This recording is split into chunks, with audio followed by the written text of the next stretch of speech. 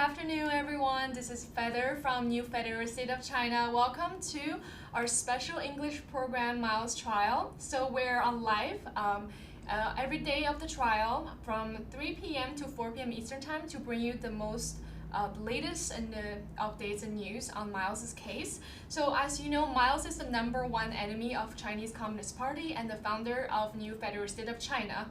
And just so everyone's clear that U.S. Federal government put 12 financial charges against Miles and 1 RICO, and he has never pleaded guilty.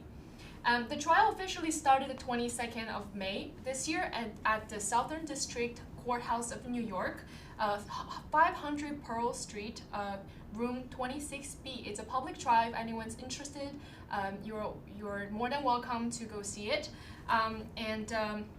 The trial will last approximately for 7 weeks.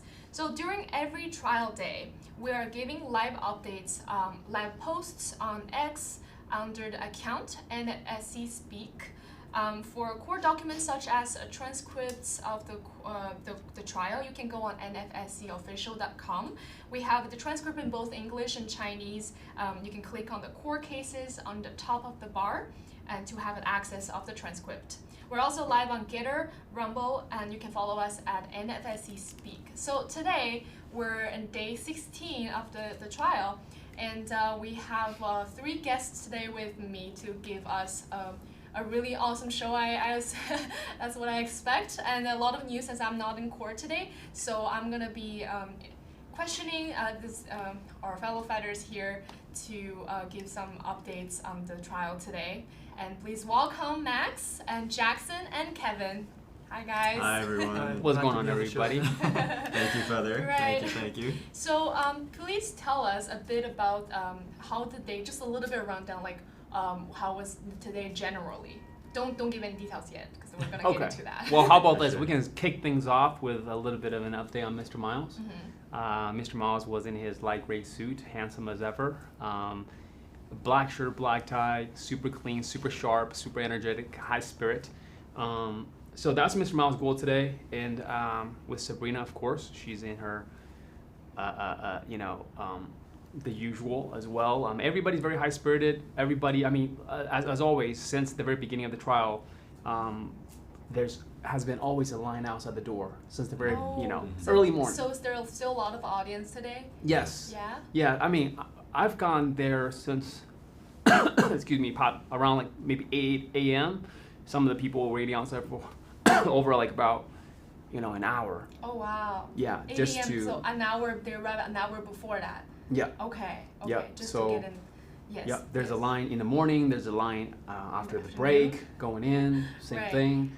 Yeah. Everybody's on time, the jurors, the judge, everybody. Yeah, so just so you know, there is a limited space in the courthouse that you can go in and then have a seat. But then if you don't, whoever wants to go to the trial, there's another room that you can watch the trial on a screen, and it's very very high quality, and it has a good audio system. You can watch it from a different room. Yeah, so we have some news about Miles, and let's talk about before the trial starts. So the trial starts normally at 9:30. So I just wanted to make a quick correction. Yeah. So when people were waiting outside at 8 a.m., it was actually 1.5 hours before the court was supposed to be begun. So it just shows to you like the support that we're getting for this case and the general intrigue. Yeah. So Miles comes in at 9, and then in between 9 to when the court actually starts, there's actually a lot of important discussion. We're talking about a future witness that they're going to bring on. His name is Samuel Roberts, as we know it thus far. We will confirm once the gentleman actually steps in the courtroom. But with that being said, there's going to be a new gentleman by the name of Samuel Roberts, and he will be testifying in regards to H-Coin, HDO, the Himalayan exchange, for example, and the government team actually made it a point to say that this witness will not be testifying on if H-Coin, HDO are cryptocurrencies, but rather, or if Himalayan exchange is an exchange, but rather the legality behind, or because this gentleman is I believe. Is he with BitGo or is he Yes. the CEO of BitGo? Correct. Right. He's the CEO of BitGo, and he's going to go over why did BitGo terminate their relationship with Himalayan Exchange, to go over the logistics of that. Oh, and so there's a relationship with BitGo and Himalaya Exchange. Is that correct? Correct. Okay. So any change with the schedule? And right. Yeah. So as many people have heard from yesterday's broadcast, they were talking about the fact that they might have to extend the next week for a full day, so it'll go on from 9:30 all the way to 5 p.m. And this is so that they can avoid the fact that extending the trial from the set day, which was July 12th, I believe. Yes. So the prosecution had asked them, because they were saying that on this pace, they might go to the end of July if they don't extend any of these days. Which is very interesting because, like we pointed out last week, the government had some scheduling witnesses, and they were all able to meet their schedule, along with the fact that they were actually able to squeeze in an extra witness last week. So that was very interesting. And I was told, I didn't witness this myself today, but I was told that the government had actually filed a 16,000 page exhibit or as evidence. Right. So from what I know in the office, that there is the CEO of Mercantile, right? That was scheduled to come in court and then testify on behalf of the government. Right. So you said there was a document that's 16,000 pages long? Yeah. Right? Correct. So the original document is 79,000. Oh, 79,000. and then the government said, hey, we cleaned it up at 16,000. Okay. And then how can you give and then to my knowledge, and then please everybody go to the transcript for confirmation, is that they had received this actually in April. In April. So and they the just government received the documents, the 16, they cleaned it up, so the 16,000 pages document in April, and they just told the defense. They just filed it yesterday night. Oh, so they just filed the 16,000 pages long documents regarding to this witness last night for the defense team. Mm-hmm. Keep in mind, this is not. I don't think this is the first time that they've notified the defense in such short notice. Mm-hmm. I believe there were some witnesses that they notified maybe just a couple days before as well. Absolutely. Yeah. This is also another reason why the delay is caused, right? Actually, I'm sure there's a lot of time are taken during the direct examination and cross-examination just to give a throughout a questioning session and then to show the jurors. But then a lot of times spent on it's actually preparing for those testimony and the witnesses for to be fair for both parties, right? Yeah, absolutely. Okay. So let's start with the first witness, actually the witness number 15, I believe. She was brought yesterday at the end of the day. We started to hear her backgrounds and stuff, but I wasn't there, so I didn't really get to know her, and then what's her involvement in the movement and why is she testifying as outside of the government. Okay. So does anyone want to give a little bit introduction to this witness? Yeah, I can. So she testified yesterday, 15th witness. Her name is Min Ran Wu. And she used to be a follower of the whistleblowers movement. She first heard about Miles on YouTube watching videos back in, I believe, 2018. And she was born in China, and she came to the U.S. In 2001. Okay. And so, today, starting around 9:40. So first, it was talking about the farm loan program. That's during the direct examination? Yeah, okay. of the prosecution. So, they're talking about how much she invested in the farm loan program, which was $20K. And then they brought up an exhibit which showed the farm loan agreement, and they were just the prosecution was just direct questioning her about it. So, for example, she was asking the witness how was the process of signing this, and the witness mentioned that she was sort of pressured into signing it very quickly. She mentioned that she had, I believe, 24 to 48 hours to sign the agreement, and so she didn't really get a chance to read it over completely. Okay. And the reason for this was because she was told that the CCP can close the bank accounts at any time, and so it's a bit of a rush to get the agreement signed. So so get the agreement signed.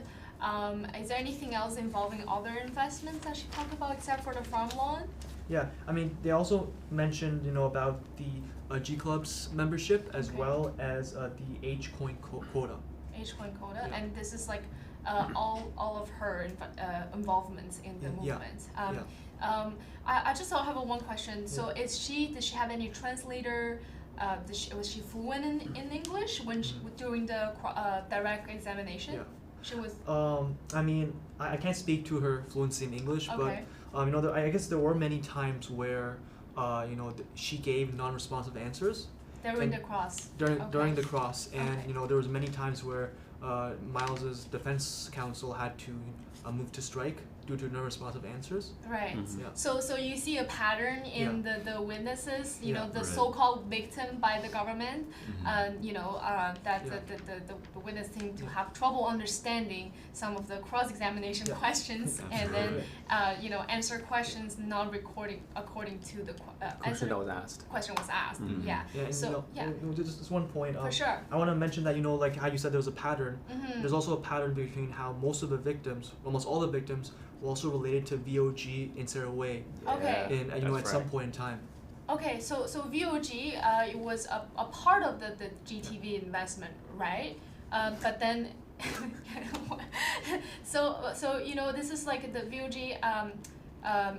It was separated from the investment that goes to Miles, so it was go to the individual, which was Sarah Way was the responsible person for that part of the investment. So the investor would go to her, and then to give her money, and then they would unite to the full amount of money to invest in GTV. Yeah. So similar pattern with VOG, and then how was the cross like? Well, how about this? I mean, to add a little bit more to this witness number 15's background, Miran Wu, she actually is somebody that was a part of MOS Farm. Okay. Which stands for Mountain of Spice. Okay, which is based in New York. And what's interesting is that she invested not in her own name, but via an LLC. That's called Wonder Invest LLC. That's her company? Correct. She had her own individual LLC. Okay, so she invested with her company? I mean, using her company as the name, the entity that invested in and everything else. Oh, okay. So you can tell this is, and what's interesting is, when she was telling her story, she said that she retired herself 2010. So she's not actively working since 2010. Okay. Her husband is. Our defense tried asking some question about the husband. She didn't say too much. She did disclose and testify saying that her husband works for a medicine company, from whom we don't know. But with that being said, it's very interesting is because the farm loan agreement was between her and the MOS farm. And a great point is that in the farm loan agreement, because we went through the legal language, I mean, the direct went through it, and then we came back. The defense went through it as well. So when the direct was asking questions about the farm loan program, they went over the use of proceeds, for example. What are the proceeds in terms of the dollar amount going to be used for? Right. The dollar amount that's going to be used for in the investment. In the investment, the program. Yeah, like for example, farm loan agreement into the GTV, for example. Right. Okay. Yeah, and then to make it very clear, adding on to what Kevin said earlier, that all the wiring of the dollars and the instructions were given to her via Sarah Way. Some, which is somebody that had a falling out with Mr. Miles, the whistleblower movement. So we have to make that distinction, that separation from that person. So none of the documents she signed or the money she sent, the account of the money she was sent to was directly related to Mr. Miles' school, right? It's Correct. all with Sarah Way. Sarah Way. Yes. Okay. The entity set up by Sarah Way. Yeah, the entity set up by her. And today we actually made a very, very important discovery for the court. I don't know if it was brought up before today, but it was actually the lawsuit brought up against Sarah Way by the Moss Farm. Okay. Yeah. So was this brought during the testifying this witness? This witness yes. Okay. So it was during the cross of this witness, and there was a lot of difficulty. It seemed to appear that there was a lot of difficulty bringing up this lawsuit and the conclusion of the lawsuit due to either government objection or the witness not answering that she recollects anything about it. So that automatically basically doesn't allow the defense to inquire more about the situation. So it obviously tells the juror that this specific piece of information might be very crucial to understanding the whole picture. Right. It's same thing with David died, and then the thing that happened, and then the farm and the whole movement, and also from our side, the Miles' side was like kind of it's separating and distinguished, and we're suing them because they did something wrong. It's not lawful, so we have to like do something against it because they're the ones that actually stole the investor money and then run away with it, and then we were taking legal actions against them, right? The lawsuit was to sue Sarah Wei for stealing money from the investors, and it was brought on by all of the Himalayan farms against Sarah Wei and her farm, right? Right. Yeah, and from what I understand, when she was during her time in MOS, she was actually in the translation group that worked on the lawsuit, translating those documents against Sarah Wei.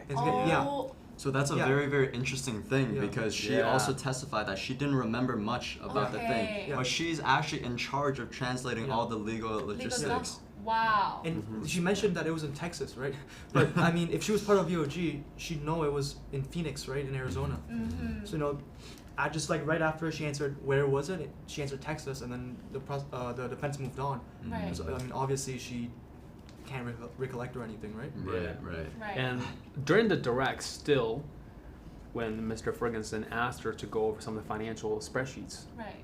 Okay. What's interesting in this, I'll bring up a couple points, is that when it comes to the spreadsheet, she testified in court saying that it was put together from the screenshots sent to her via Sarah Wei. Okay, very interesting. So she created a spreadsheet based on screenshots that was sent to her via Sarah Wei, which is this lady that had the falling out with Mr. Miles, with the movement and everything else. So they went over a bunch of that, some of the transactions and whatnot. Why is there a little question mark here and this and that? Which is very interesting. And here's something to mention. We're talking about the lawsuit right against Sarah Wei. What's interesting is that she actually signed a non-disclosure agreement, an NDA, not to disclose any of these the information. For example, the spreadsheet. Okay. And all of these. So none of this. This spreadsheet it's disclosed between her and Sarah Wei. No. She the NDA. She was not supposed to leak it to anybody in the public.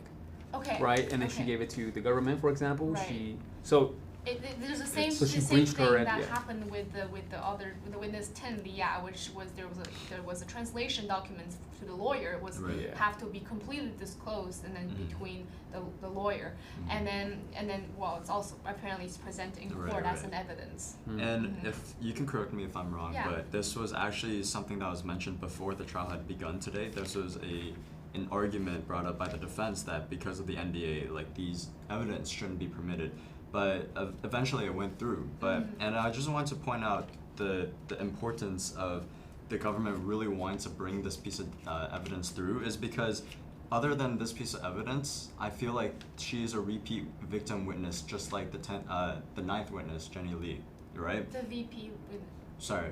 Was it the ninth witness? Yes, Jenny Lee. Yeah. So the things that she were talking about were the exact same things, if not for this one piece of evidence that she signed an NDA for. Because they were trying to paint the picture of where's the money going, why is it going here, why is it going there. Okay. And it was basically a reiteration of the same victim story of how she invested funds. Funds were seized because of either CCP influence or Sarah Wei. Something happened to her funds. She wouldn't disclose the fact that she actually profited from H-Coin. Okay, so she believes that. Does she believe that the CCP is infiltrating the system, and therefore some of the money are seized? Right. And some part is because she never. I don't. To my recollection, and everybody can confirm via the transcript, is that whenever she's always asked, she will always dance around the question. Okay. She will always dance around the question. And the judge, again, today had to say, hey, if you're asked what your favorite color is, you would tell what your favorite color is. You don't tell everybody your favorite flower is the rose, right? It's something that Judge Torres said in the court. So it's very interesting. And in terms of her story, because towards the end, we'll go over that, but I can mention it really quick, is that towards the end, when the cross, Mr. Scott asked her about if she still believes, if she's anti-CCP. You guys remember what she said? So at the end of the direct examination, End of the cross. The cross. So because Mr. Scott, that our defense lawyer, asked correct, if she's asked her. Still okay. She's anti-CCP. What's interesting is because he mentioned that you because of your history, right? Your family's history with the CCP and stuff like that, and she mentioned that her dad sacrificed, fighting for the CCP, so she couldn't even tell everybody what really happened. Okay. It's something what's that's going slightly on. different from what she said yesterday, though, when she was Very asked why she started to be interested in Chinese politics. It's because of the illness and something. The illness of the family and stuff like that. Mm-hmm. Absolutely. So her story is, She's iffy. She's like not giving a full, clear picture of the motivation why. So I just wanted to draw relevance to last week's Mulan, and this idea of like the CCP and their influence on this whole case has gotten all these witnesses in kind of like a spiral, because they don't know exactly how to answer in a way that presents their case better, because after all they are working with the prosecutors, right? And last week when Mulan was asked if she was ran in a circle asking about the CCP, and at the end testified, "Are you here testifying against Miles Gore?" And to which she answered no. And it was obviously a blunder, but it was just because she wasn't able to admit that Miles Gore was anti-CCP, and that revelation came up today as well. Like, again, is Miles Gore anti-CCP? And she would not admit that Miles Gore was the #1 enemy of the CCP. So do you guys want to explain there was a specific piece of evidence that was brought up by the class. It's a two-part. One is the Operation Fox Hunt that was brought up in court. Our defense lawyer Scott went over what Operation Fox Hunt is, reading over the actual the language of it, and then she went over it, and then Scott asked her, well, after learning about Operation Fox Hunt, do you still believe Mr. Miles is not? Or he's not anti-CCP? And she's like, okay. She still doesn't believe that he's anti-CCP. So Scott asked her. She doesn't believe that Mr. Miles was anti-CCP. Correct. Okay. Yes. And then Scott asked her, well, let me show you something else, right? And the other thing that Scott showed her was the targeting of the CCP in terms of the cyber warfare and everything else. Meaning, they had people that were, writing articles. They had a specific quota of what they needed to do every single day, targeting Mr. Miles Gore, the Hong Kong protest movement at the time, and then the COVID-19 pandemic. And then he asked her again, do you now believe that he's anti-CCP? Why would the CCP go after him? Yes. This way, right? She's like, no, I still don't believe. Okay. And then so the Scott asked her, what was the question? That's very interesting, because that really contradicts how. Also, I raised the question in me that what's the first reason to join the movement and then to start listening to Miles, because she started. I remember yesterday she said she started listening to Miles 2 to 3 times a week and listen to him every day on YouTube, and starting from 2018. And because he was talking openly about the evilness of the CCP and the things they've done, right? And then now she's saying she doesn't believe. Well, she doesn't believe at the time or now? Now. Oh, she doesn't believe. Yeah. Okay. Yeah.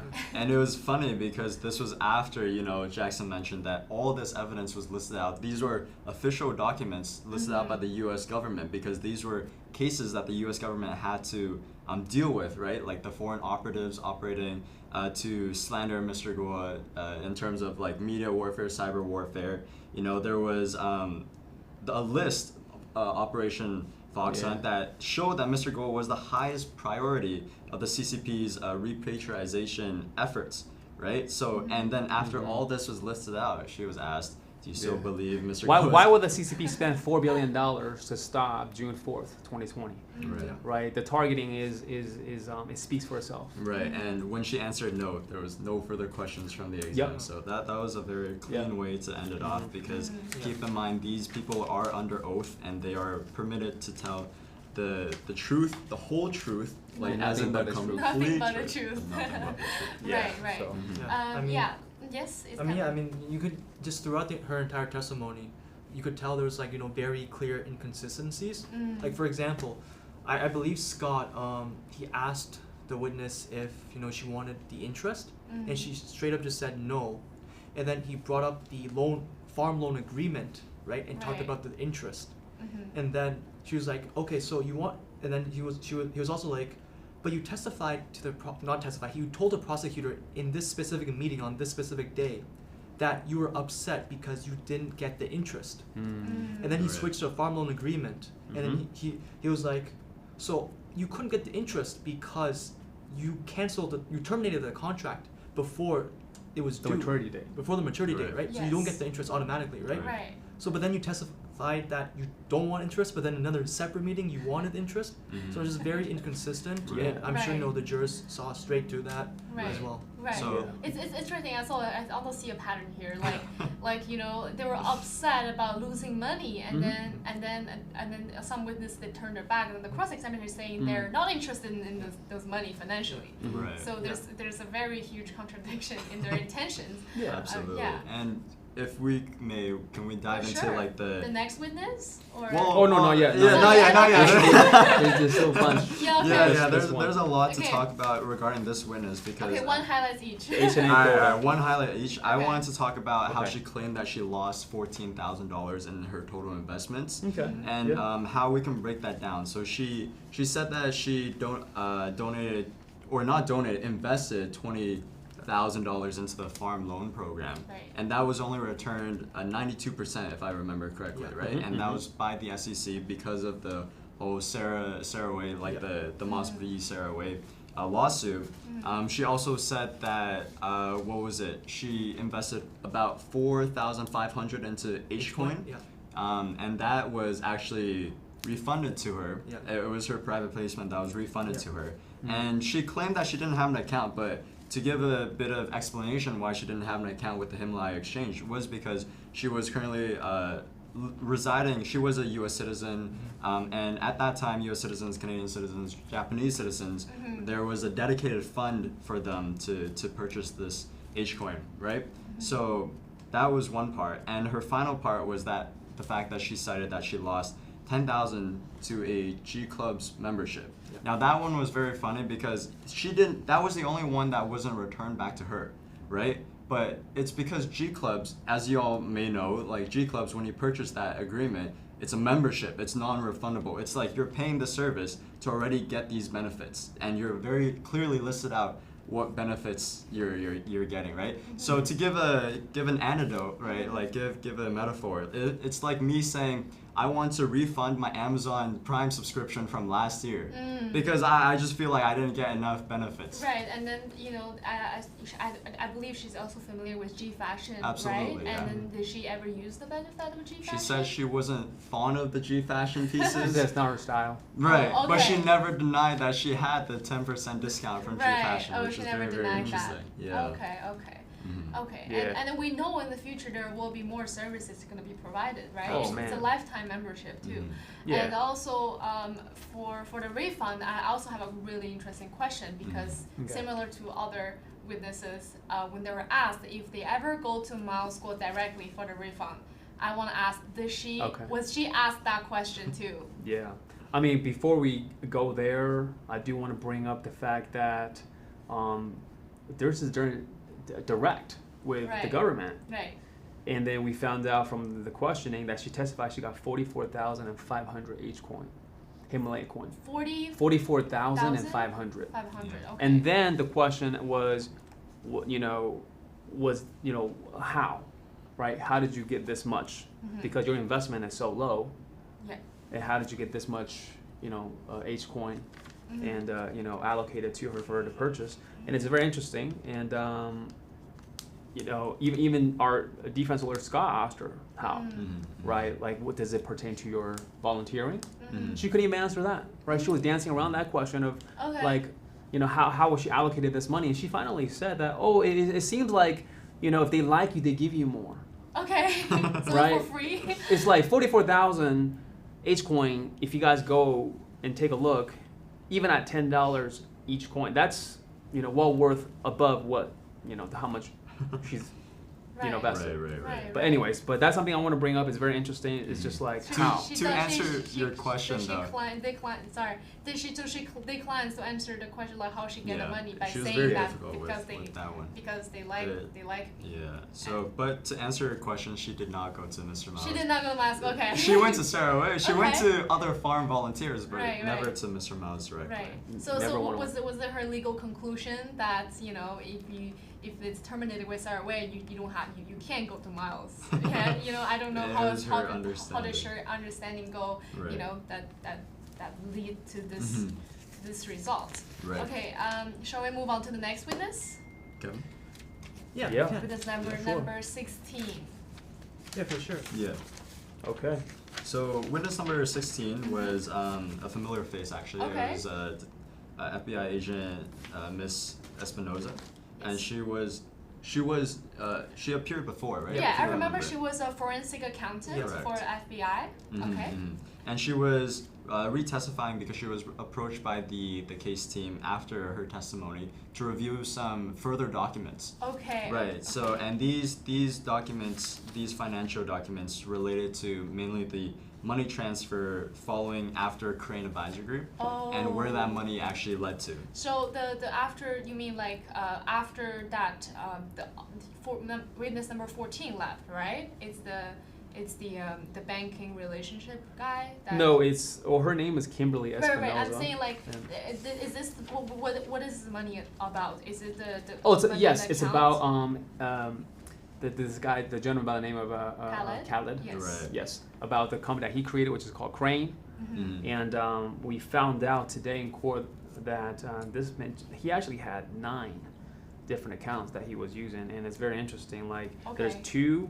On the screen, they had a a bubble chart of the companies. There's 2 with Capital One, and he has 7 accounts on the right with 3 separate banks. Okay, so he had a bunch of different accounts that was created that was moving the capital. So it wasn't shown to when he was present in the court, but then that's right. And then this government witness, the forensic accountant, showed this. Correct. A very transparent picture of the bank accounts under the Crane company, right? And it was just one specific piece of evidence. It was essentially a flow chart, and the direct and the cross were very, very swift. The whole ordeal lasted about 45 minutes, with the cross exam only lasting 10 minutes. So would we have Kevin dive into the details of what was presented, as he is our resident economist? Yeah, so I mean, it was just a flow chart of, a PowerPoint of just showing all the bank accounts and their signature cards. And so a signature card is just showing, I guess, all the details of the bank account, like the ultimate beneficiary owner, the names, the addresses, and stuff like that. And it was also showing sort of the money flow between accounts. And the prosecution tried to show the different numbers that flowed from each account into where. But during the defense cross-examination, Scott Miles's defense counsel was able to clear up a bit more about what each transfer was for. So, for example, there was an internal transfer from one account to another account. Hamilton, yes. Yeah. So that was an internal transfer, but it wasn't really clear. Left. Yeah, it wasn't really clear during the direct, and so during the cross, they they cleared it up. It was internal transfer. It never left to another account, which is within different accounts of the same company. Yep. And then like Jackson mentioned, they were showing the accounts at different banks, such as IDB Bank, Capital One, Signature Bank, and then there was also, I believe, 4 accounts at Morgan Stanley as well. But for some reason, they didn't show it in the PowerPoint, which is quite interesting. So similar to last time, she was present in court and then to testify a PowerPoint that she might have some correction. She made some correction for, and then to say what is this, what is that, right? Yeah. So again, you have your prosecution painting one picture and then the defense trying to clear it up, right? Right. Yeah. And because she was only asked to say, is this what presents as on the PowerPoint?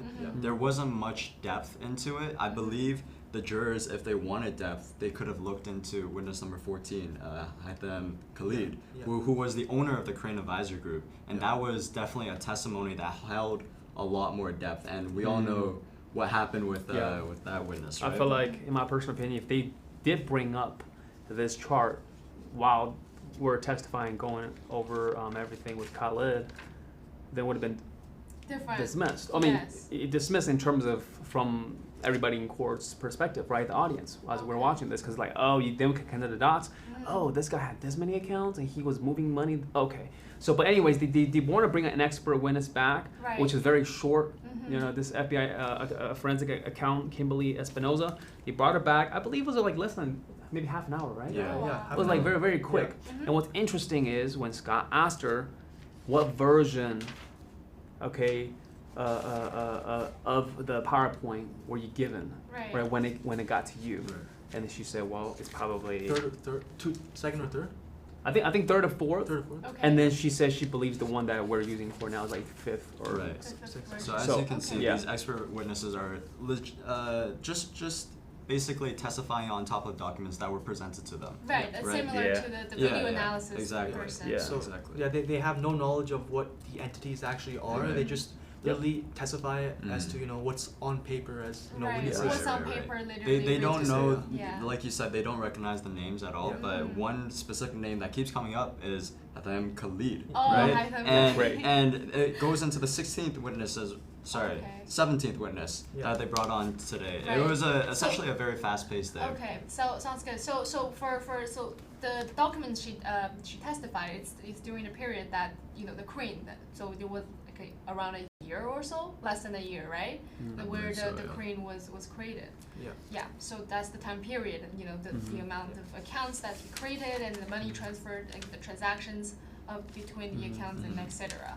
Okay, let's move on to the next witness, shall we? They want to show the disbursement of some of the funds from Crane into some of these other accounts because the next witness, Mawa, was brought up, right? The mansion in New Jersey was brought up because I believe they wanted to show, because they brought up, oh, here's the purchase agreement and the selling price of Mawa. Is it still with Kimberly Espinoza? Yes, I mean, it was brought up, but then the next witness, with number 17, is Jamie Wilson. So as you can see, everything is being very well planned. And then, I don't know if we mentioned that before, yesterday morning, both attorneys were talking about Judge with regarding the schedule because the prosecutors keeps changing the order of witnesses for the following week because, there are changes they made, but then, the defense team has to respond accordingly and follow their schedule, and then as well as those changes. So, as you can see, it's very well planned. And each, when the Khalid, which was the owner of the Crane, the first time bring up on the court, and then follow up witness has also something to do with the entity Crane. Right. Yes, and then the Mawa is brought up. So, tell us a little bit about that. Okay, so it pretty much essentially transitions from there to the 17th witness, which is her name is Jamie Wilson, JamieWilson, witness number 17. She works at the Bank of Princeton as the bank's secretary, Brand Secrecy Act officer. Okay, and she's somebody that's supposed to protect a financial institution of money laundering and XYZ. So she does a little bit of investigative work, essentially from there. And from there, let me take a look. They went over essentially. So her job is basically to protect financial institution, which is her employer, Bank of Princeton, from acts such as money laundering, tax evasion, and terrorism funding, stuff like that. And she does this by monitoring all the transactions and activity within the bank. Right. And so I believe the OFAC list was mentioned as well. And so the prosecution was asking about do you know what the OFAC list is? Can you please explain? And she was talking about that. And then moving on from there, they were talking about there was a BSA review of Lamp Capital in September 2020. What is the BSA review? Yeah, so BSA, like Jackson mentioned earlier, stands for Bank Secrecy Act. Okay. So I believe it's just a review of the accounts. Right. It's essentially a very in-depth vetting process of whether or not this account deserves to be, or like just the details, the descriptions. Yeah, the source of funds, capital is coming in, who are the people behind some of these accounts, and to see if it's valid, if it's legal, things like that. So what was the main arguments brought up by the government team on with this specific witness? I think it was basically a whole link just like how they've usually been doing it, to link Lamp Capital with the Crane Advisory Group, and link it all the way back to Mr. Miles Guo through all these financial wire transfers and whatnot. Because when she conducted the BSA on Lamp Capital, there were a few red flags that she found, and that was one of their main arguments, that Lamp Capital was an anomaly. Basically, it was Haitham Khalid was the advisor that brought, but wasn't the one that was actually signing it, if I was correct. Yeah. And the ultimate beneficiary was a non-U.S. citizen, which is fine to her knowledge. But does she know the person? Was it mentioned that she knew who the ultimate beneficiary was? I don't think so. I don't think so. But yeah, one of the other points was that it was opened with 10 million in the account, which is, in her words, significantly more than the other average person. You're right. Because Bank of Prison is a regional bank, right? It's, I believe she mentioned it services New Jersey and Pennsylvania, 26 branches in total. So yeah, so if you see 10 million coming in, it's to them, just like Khaled said, right? With the past witness, when he found out that Yvette at the time was a large client. Yes, he was trying to trigger get the balance, the credits that with large balance, so they want to keep such client in their bank, right? Yeah, that's right. Is there how did the defense team do in terms of? So we actually didn't start the cross. It's all direct, because so what's happening this week? The schedule is that the trial has actually been extended to go to 3 p.m. Right. Our lunch, or the first break, instead of ending at 11:30, is ending at 12. So everything has been extended this week, including next week is possibly a full day of a trial next week. From, I think, the new schedule, I believe, because the judge most likely will tell us on Friday as to what it is. So we'll find out tomorrow. So yes, okay. So basically, we don't know about the new schedule is gonna be like. Yeah. Well, one option the judge did mention yesterday was that we go from 9:30 until 1, 1 hour break till 2, and then 2 to 5. That's one option. Yes. And then one of the jurors brought up at the end of yesterday's trial that, hey, could we possibly consider breaking up into two breaks, right? So a break earlier during the day, a break later in the evening. But either way, we'll find out tomorrow most likely. Okay, so they're suggesting to have 2 breaks of half an hour's break. Yeah, right? well, each half an hour. Possibly. Okay. So we'll find out tomorrow to make sure what the new schedule is for next week. But in terms of today, with this witness number 17, by the time we left, right, Kevin, it was around 2:30ish. So there's still a good half an hour. Right. So the gist of it is that right now, when we're reporting, we actually don't know the conclusion of the day for the court. So the viewers, I hope you guys turn in tomorrow to catch the ending of the conclusion of today's trial, and it will most likely be the same for next week as well, considering if we're setting it to 5 p.m. Right. By the time that we're reporting, we're essentially only reporting like 75%. Right. It was kind of, we had more witness than we expected, because in total of 16 witnesses, that's non-government witnesses.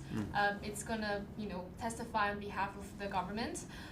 That's gonna, I'm not sure how much we have now, that's the witness that's non-government witness, but then we still have a lot of seems like we have a lot of government witness at this point. And the one that brought up today was the previous one that's already been testified in court for new documents, and that's been edited, right?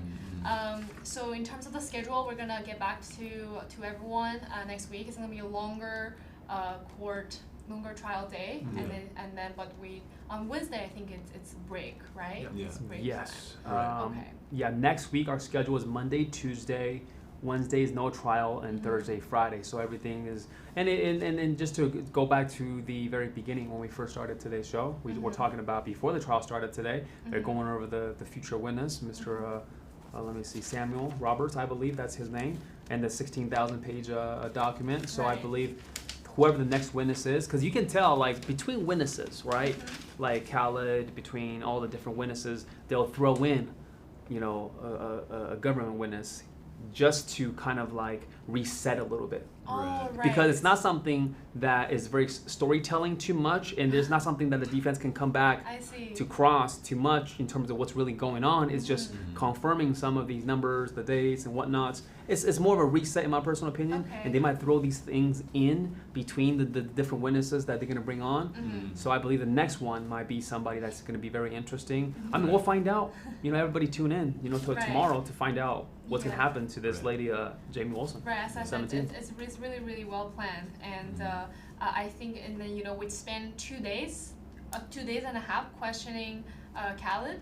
And then from what he gave to the court and from what he gave to everyone, it's going to lead into a lot of witnesses that's related to his testimony. Absolutely. And this is like, this is the arguments that the government uses to go against the Miles. Right. And do you guys see a pattern between the witness that's a former fellow fighter or a government witness? So like Jackson said, these government witnesses are more so low risk, low reward kind of testimonies, because they're very shallow testimonies, just confirming numbers and whatnot. As we saw with other victim witnesses or with other witnesses that they brought in, like Hatham Khalid, they were a lot deeper into the story of like the G series, their connection and their involvement, which also gives the opportunity for the cross to dig deeper as to where their foundations lie in their testimony, right? So as I'm sure there was an impression on the jurors of how valid these testimonies were once the cross started digging in.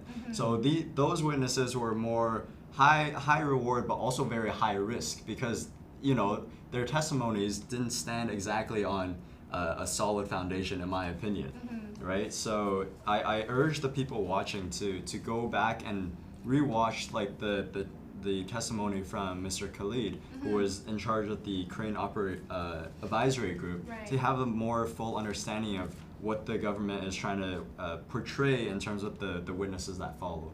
Right? Yes, you can always go on nfscofficial.com for the official transcripts of the court, and from there you can read a lot of details and then the question and answers of each witness, and through each day we have both English and Chinese. And is there anything else you want to add before we end the show today? I mean, there's also a pattern how, like Max said, usually the government witnesses, especially like the FBI agent and others, their direct and cross are much shorter because, like you said, they're more shallow testimonies. And so I believe that for the 17th witness who works at Bank of Princeton, it's possible that it'll end tomorrow morning, and then maybe we'll see if there's another government witness for tomorrow afternoon. And if not, I believe it's time for the defense to call up their witnesses as well.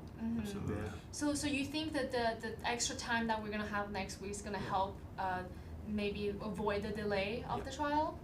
Yeah, I believe possibly the next one could be their star witness. By the sound of things, 1,000-page document. This gentleman's going to talk about what happened between the termination of their relationship with Big Go and Himalayan Exchange. Oh, we're not going to. He made sure to bring up to the judge. Well, he's not going to testify about whether H dollar is real. Cryptocurrencies, whether the Himalayan Exchange is real or not, but so you can see that they're leading up to something, and it kind of makes sense with the timeline where tomorrow. Let's see what happens tomorrow, and then Saturday, Sunday is the amount of time that everybody essentially had to dig in to figure out how to fight the next Monday and Tuesday. With Wednesday coming up, we'll see what happens, but it's getting very exciting. Right. And then we counted the day a little bit today, actually, that we're like halfway through if we count all the days together. We have 15th day left in this trial, but if not even a bit more. So we're gonna read a little bit of the show comments of the people watching the show right now, and see if there's an answer we can answer, or there's some feedbacks we can give, and then let's see. Say hello. Hi, Angel Girl. Hi, Free Mile School, and then take down the CCP and the Chinese and the Chinese people free. Free the Chinese people. Free the Chinese people. Oh, yes. free Mr. Mao's goal and take down the CCP. Got it. Okay. Right. Thank you. Yeah, I see there's a comment underneath. Salon 555. Salon 555. Hello. What is this about? Who is this guy and what happened here? Okay, I'm gonna give a very short instruction. Maybe we can add on to it because you guys, you know, have your own perspective. So,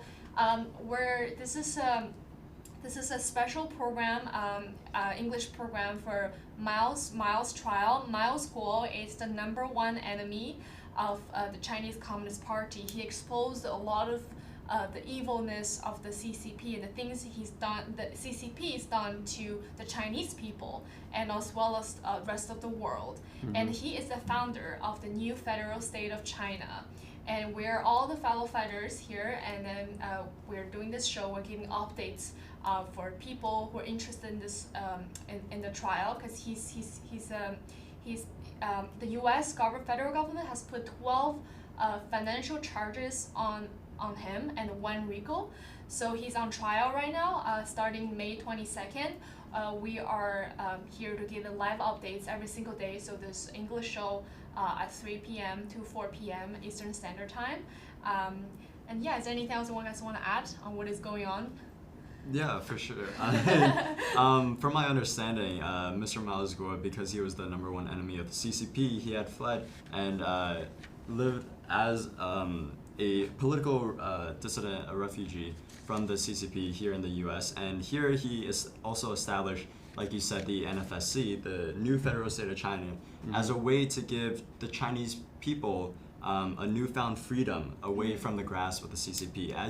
He has repeatedly stated that the CCP has kept 1.4 billion people in imprisonment, essentially, in an open-air prison back in China because they're restricted from speaking out. They don't have free speech. They don't have their basic liberties, right? And they've been indoctrinated in ways that we can't even imagine living here. And to aid his quest to take down the CCP, he has created an ecosystem to help fellow fighters in terms of their investments, in terms of basically providing resources for us in a very beneficial way. And I'm sure we're all very touched by that. Mm-hmm. But because of his activities, it has also caught on the attention of the U.S. government. Yes. So that's why he's currently in trial right now in the Southern District of New York, undergoing, perhaps it was the third full week, right? Third week yes. of his trial. Mm-hmm. As you said,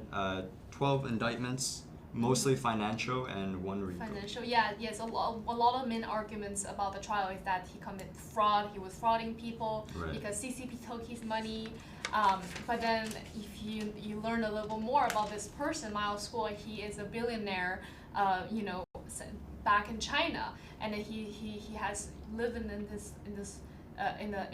this lifestyle of his, like a special lifestyle for decades. So there's the only way to because a lot of investors' money got frozen, right? Mm-hmm. And then the government claims it's Miles that's trying to do money laundering, trying to defraud people by giving the label of taking down the Chinese Communist Party. But then the only way to get the money, defroze the money, is to take down the Chinese Communist Party. Right? Is there anything you want to add in terms of the government's involvement in the movement right now? I mean, I know we're very limited on time, so I do want to say that Mr. Miles Guo can live a very luxurious life without doing any of this work, without taking on the heat of the Chinese Communist Party or any heat. He can live a very luxurious life, but he chose this mission of taking down the Chinese Communist Party, giving the Chinese people, the innocent, kind, peace-loving Chinese people, an opportunity, as another option. Because as we know, the CCP in China only it's a one-party governed country. Yes. Unlike America, there are multiple options, right, for everybody. So I just want to say that we can be the very first generation of people ever, after all the emperors, the dynasties, the dictators, and the whatnots. We can be the very first generation of people, as you guys see on the screen, Feather, Max, Kevin, and Jackson. We can literally be the first ever generation of people to bring freedom of speech, freedom, a democracy, one person, one vote. I mean, you name it. You name it. True rule of law back to China. And it's just so important because 2017, Mr. Miles blew the whistle on the 13579 bioweapon plan to the FBI. And as we know what 1357 bioweapon plan is, which is the pandemic, the virus, right? The vaccine disaster that's on the horizon. I'm sure there are many people that have been, millions of you guys that are watching, that have had negative effects from the pandemic, from the virus, has lost a loved one. So with that being said, knowing that the CCP is the one that's behind it all, that put out this bioweapon, and we're still in the midst of it, right? And it's not the end yet. So that is the ultimate, in my personal opinion, the crime against humanity at the highest level. Absolutely. What other reasons do you need? Yeah. And I urge everyone to please keep up to date with this trial. It really is the trial of the century. It affects the entire world. We want more people to be aware of what's happening to Miles Guo and his mission to take down the CCP. We're trying to wake up Americans, stop America from becoming the next CCP, right? And a lot of what we do here at NFSC is working towards that goal. And if you go on YouTube, there's actually a 30-minute video explaining who is Miles Guo. I think it's called "Why is Miles Guo?" And it's you can search up at the person who uploaded it. It's called the Star of Liberty. There's a 30-minute video explains you who is he, and then from his experience since a child to the step-by-step how why he became the person he is today. It's a really precise, very very good video to watch if you don't know about the movement and if you don't know about Miles Guo. And thank you so much, Kevin, Jackson, and Max, and thank you so much for watching. And the follow-up with the trial is very important because I want to say at the end of the day, it will not only prove that Miles is innocent, and it also will clear that his goal was unified. It's always the same goal that he had since day one. He decided to start this movement, and also it will prove the infiltration of the U.S. government, by the CCP, the infiltration by the CCP. And thank you very much, guys, for watching. Please follow us on X, Getter, and Rumble. NFSC Speak will post live updates every single day about the trial. And we're having this English special program every day of the trial day from 3 to 4 Eastern Standard Time. And thank you so much for watching. See you next time. All right.